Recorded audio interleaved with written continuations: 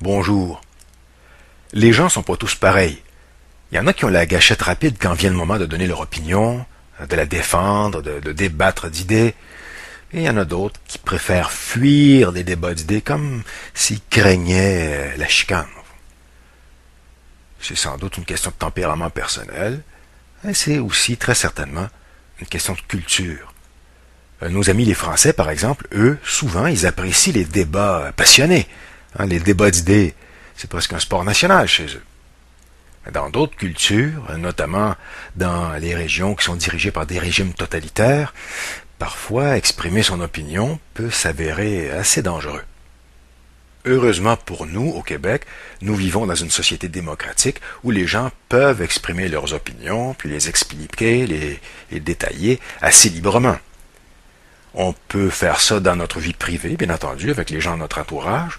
On peut le faire si on participe à des organismes, on peut le faire là. Mais on peut aussi exprimer nos opinions et puis argumenter publiquement. Qu'on pense par exemple aux tribunes téléphoniques, les lignes ouvertes à la radio, à la télé, dans les revues, les journaux, on peut écrire au courrier des lecteurs, on peut participer à des blogs, etc. Donc il y a plusieurs canaux par lesquels on peut diffuser nos opinions, puis les justifier, les expliquer. D'ailleurs, il y a des journalistes qui en font des spécialités, une spécialité. Pas seulement des journalistes d'ailleurs, il y a des hommes d'affaires, toutes sortes de représentants de groupes de pression, des politiciens, qui se servent des médias comme ça pour diffuser leurs opinions, puis participer à ce qu'on appelle le débat public. Pour terminer ma minute philosophique, je dirais que c'est une bien bonne chose que les gens apprennent à argumenter intelligemment. Parce que mieux vaut que les gens essaient de se convaincre par la parole plutôt que par la force. Avant de s'aventurer dans le monde merveilleux du discours argumentatif, il y a deux ou trois petites choses qui valent vraiment la peine d'être clarifiées.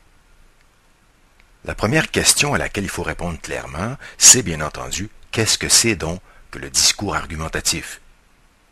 Bon, j'imagine que maintenant que vous êtes des élèves assez avancés en français, vous savez que le mot discours, lui, désigne n'importe quoi que quelqu'un a dit ou que quelqu'un a écrit.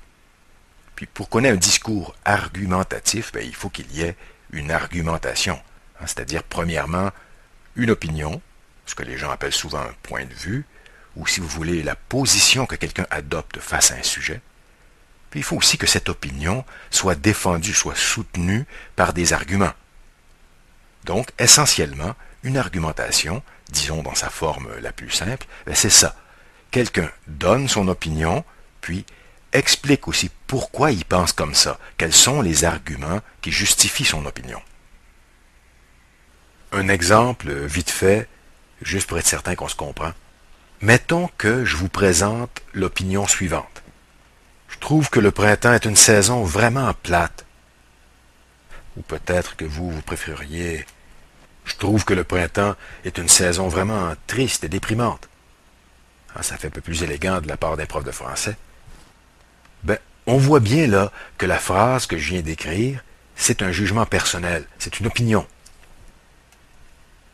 D'abord, on a le choix des adjectifs, plate ou déprimante, qui sont des adjectifs qui expriment justement une appréciation personnelle, un jugement.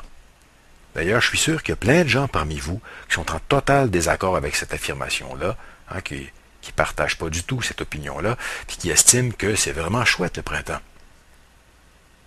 En plus, mon affirmation ici est précédée d'un verbe d'opinion. Je trouve que. Bref, c'est bel et bien une opinion. Voilà, mon opinion. Maintenant, si je veux que mon opinion ait une certaine valeur, que ce n'est pas juste l'air d'une phrase lancée en l'air, ce qu'on appelle une affirmation gratuite, je vais devoir appuyer mon opinion, la justifier, la défendre, si vous voulez. Puis pour ça, ça va me prendre des arguments. Allons-y. Voici mon premier argument. D'abord, au printemps, c'est sale. Quand la neige fond, on voit toutes les cochonneries qui se sont accumulées durant l'hiver. Donc, mon premier argument, c'est que c'est sale. En plus de ça, au printemps, la terre, les pelouses puent. Puis ça, c'est sans parler des crottes de chien. Donc, j'ai un deuxième argument, c'est que ça sent mauvais. Puis une autre raison qui me fait dire que le printemps est une période vraiment déprimante, c'est qu'il pleut tout le temps. Ça finit vraiment par tomber sur le moral. Bref, c'est pour toutes ces raisons-là que je trouve que franchement, le printemps, c'est une période plutôt moche. Alors ça, c'est le truc, ça, de conclure avec l'opinion qu'on veut défendre. Bon, est-ce que j'ai réussi à vous convaincre? Peu importe. Écoutez, je tenais pas tant que ça à vous déprimer avec mon histoire de printemps. Ce que je voulais, c'était seulement illustrer un peu le principe de l'argumentation, vous avez bien vu. Puis je me suis servi d'un petit sujet un peu anodin, un petit sujet sans conséquence. Maintenant, c'est pas toujours le cas. Parfois, c'est des sujets sérieux. Par exemple, si le ministre de la Justice déclarait qu'il est d'accord avec l'idée de légaliser le commerce de toutes les drogues et tous les stupéfiants, ben, d'abord, probablement que plusieurs de nos concitoyens seraient troublés par son opinion. Ensuite, Monsieur le ministre aurait intérêt à nous présenter des arguments clairs et convaincants.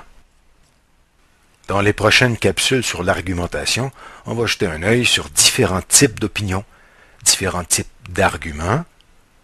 On verra également quelques éléments qui devraient aider à rédiger correctement son argumentation, entre autres choses, les marqueurs de relation. On essaiera de faire le point sur un volet qui pose parfois problème, c'est-à-dire l'objection et la réfutation. Au revoir.